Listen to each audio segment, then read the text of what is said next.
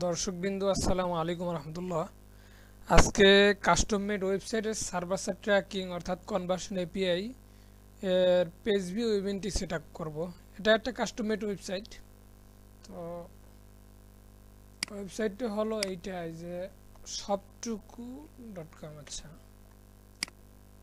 ওয়েবসাইটটা আপনাদের একটু যদি দেখাই, সেটা হলো এই হলো আমাদের একটা ওয়েবসাইট। এটা একটা কাস্টম মেড ওয়েবসাইট। আচ্ছা, এবার আমরা একটু সেট আপে যাই। তো সেট আপ করতে হলে আমাদের ট্যাগ থেকে নিউ দিয়ে আমরা কি করতে সেটা বলতে হবে। আমরা পেজ ভিউ সেট আপ করবো কি জন্য? সার্ভার সাইড ট্র্যাকিং এর জন্য। তো সার্ভার সাইড ট্র্যাকিং করতে হলে আমাদের জিএফ4 এর মাধ্যমে আমাদের ডাটাগুলো পাঠাতে হয়। সেই জন্য জিএফ4 সিলেক্ট করতে হবে। জিএফ4 সিলেক্ট করবো, মেজারমেন্ট আইডি সিলেক্ট করবো। যেহেতু আমি ভেরিয়েবলে আগেই রেখেছি মেজারমেন্ট আইডি, তো মেজারমেন্ট আইডিটা আমরা সিলেক্ট করে দেবো। আচ্ছা, মেজারমেন্ট আইডিটা আমরা পাবো কোথায়? মেজারমেন্ট আইডিটা আমরা পাবো হলো যে এটা জিএফ4 অ্যাকাউন্ট যখন খুলবো তখন মেজারমেন্ট আইডি ওখান থেকে নিতে হবে। এখানে আইসা কনস্ট্যান্ট ভ্যালুতে এটা রাখতে হবে। ইভেন্ট নেম দিতে হবে পেজ আন্ডারস্কোর ভিউ। এটা হলো যে জিএফ4 এর স্কিম অনুযায়ী পাঠাতে হবে, তো সেজন্য ইভেন্ট নেমটা ওই রকমের হবে, পেজ ভিউ পেজ ভিউ। তো প্যারামিটারগুলো এখানে কি প্যারামিটার বাড়াতে হবে সেটা আমরা দেখি। আমরা সিডি রেখেছি।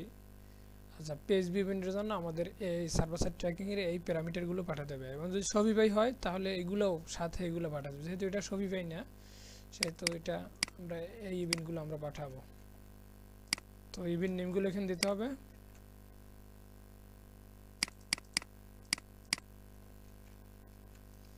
ইভেন্ট নেম দিলাম, তারপর হচ্ছে BC cookie, BP cookie sorry, তারপর হলো এফবিসি কুকি,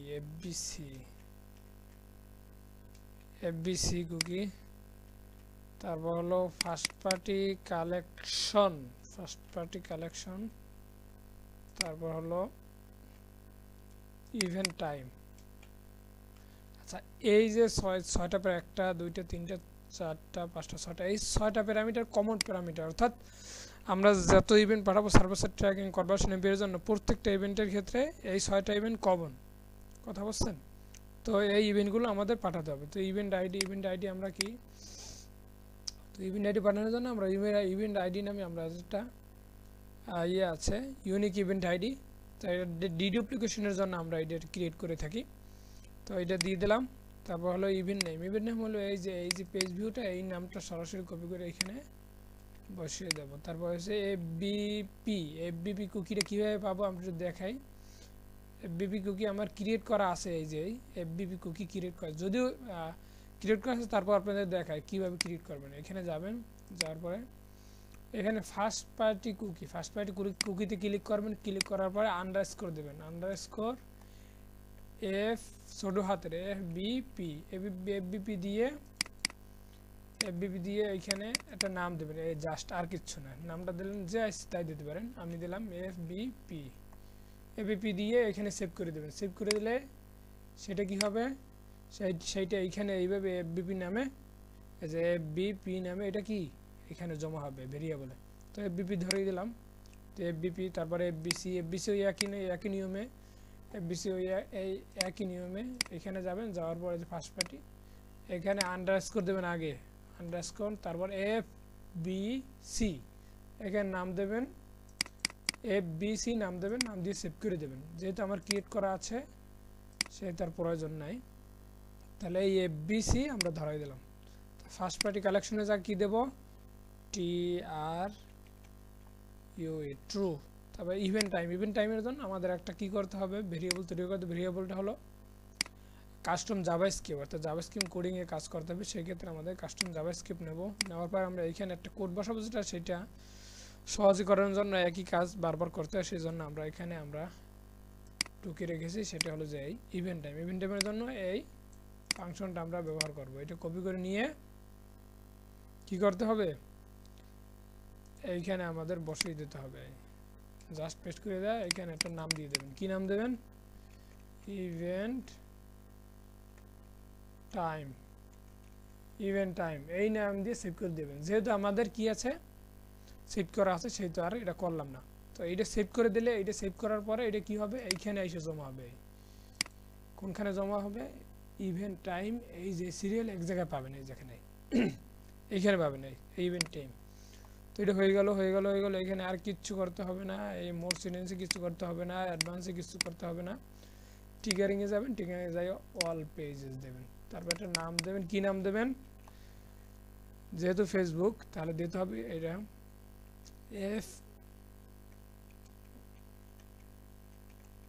FB, তারপর হলো SS অর্থাৎ সার্ভার সাইড, তারপর হলো page view, page underscore VIEW, page view. এটা দিয়ে আপনি সেভ করে দেবেন।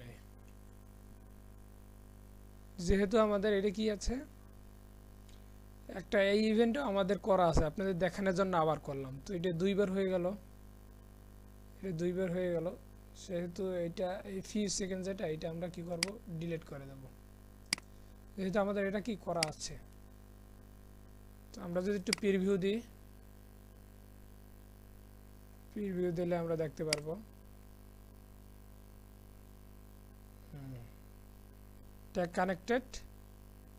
তো আমাদের এখানে কি হয়েছে দেখেন, page view browser side, BS মানে ব্রাউজার সাইট, আর এটাই সার্ভার সাইট। এই যে মাত্র ট্যাগ যে ক্রিয়েট করলাম, এই ট্যাগটা হলো এইটা, এই সার্ভার সাইড ট্র্যাকিং। এই যে পেজ ভিউ ইভেন্টটা আমাদের ফায়ার হয়েছে। কি কি ইভেন্ট যাইতেছে, কি কি ইভেন্ট যাইতেছে সেটা দেখবেন কিভাবে, সেটা দেখবেন ভ্যালুতে।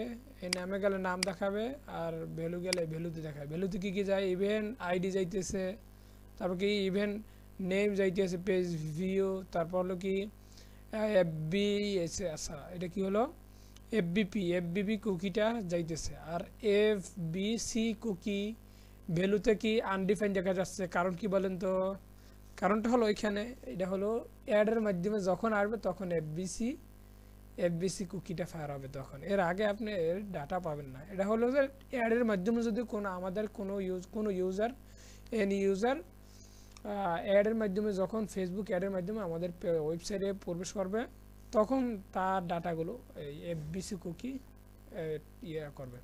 তারপরে first party collection true value, তারপর হলো ইভেন্ট টাইমের ক্ষেত্রে এই যে ইভেন্ট টাইম, সব ডাটাগুলো চলে যাচ্ছে আলহামদুলিল্লাহ। তো পাশে থাকুন এরকমের ইনশাআল্লাহ যাদের প্রয়োজন, server side tracking, browser side tracking with conversion, অর্থাৎ কনভার্সন API, কনভার্সন API আপনাদের যাদের প্রয়োজন, কাস্টমার ওয়েবসাইট হোক আর ওয়ার্ডপ্রেস ওয়েবসাইট হোক, যে ওয়েবসাইটে হোক আপনারা করাতে পারবেন, কোনো অসুবিধা নেই। Any website. ঠিক আছে, ধন্যবাদ দেখার জন্য। আসসালামু আলাইকুম।